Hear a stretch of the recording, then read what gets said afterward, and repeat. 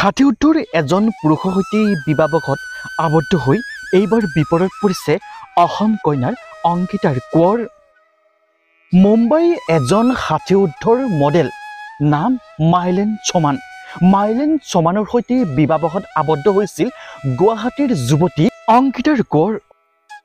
এজন বয়সীয়াৰ পুৰুষৰ সৈতে বিবাহবশত আবদ্ধ হোৱাৰ পাছতে সামাজিক মাধ্যমত সমালোচনাৰ সন্মুখীন হৈছিল এইগৰাকী অসম কন্যাৰ অংকিতাৰ কোঁৱৰ। মডেলিং জগতখনত প্ৰথম অৱস্থাত চিনাকি হৈছিল, লাহে লাহে বন্ধুত্বৰ গঢ়ি উঠিছিল তেওঁলোকৰ মাজত। প্ৰথমে চিনাকি, তাৰ পাছত বন্ধুত্বৰ আৰু অৱশেষত প্ৰেমলৈ ৰূপান্তৰিত হৈছিল তেওঁলোকৰ সম্পৰ্কৰ। বয়সৰ গেপ থাকিলেও অৱশেষত দুয়োৱে বিবাহবশত আবদ্ধ হোৱাৰ সিদ্ধান্ত গ্ৰহণ কৰিলে। বিবাহবশত আবদ্ধ হোৱাৰ ফটো যেতিয়া সামাজিক মাধ্যমত এইগৰাকী যুৱতীয়ে শ্বেয়াৰ কৰিছিল তেতিয়া সকলোৱে সমালোচনা কৰিছিল যে আৰু দৰা নেপালী এজন আদহীয়াৰ বৃদ্ধৰ ব্যক্তিৰ লগত বিবাহবশত আবদ্ধ হ'বলৈ তোক কোনে কৰে।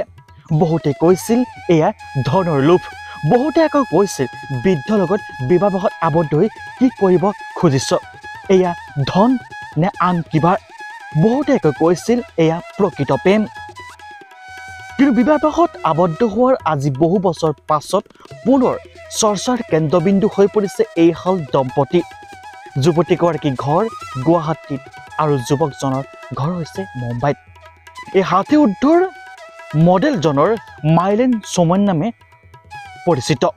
কিন্তু এতিয়া কথা হ'ল কি, তেওঁলোকৰ মাজত বিচ্ছেদৰ গুণাগথা চলিছে বুলি ইতিমধ্যে সামাজিক মাধ্যমত সম্প্ৰচাৰ চলি আছে। বহু চেনেলত ইতিমধ্যে বাতৰি সম্প্ৰচাৰ হৈছে যে তেওঁলোকৰ মাজত বিবাহ বিচ্ছেদৰ কিছুমান গুণাগথা চলি আছে।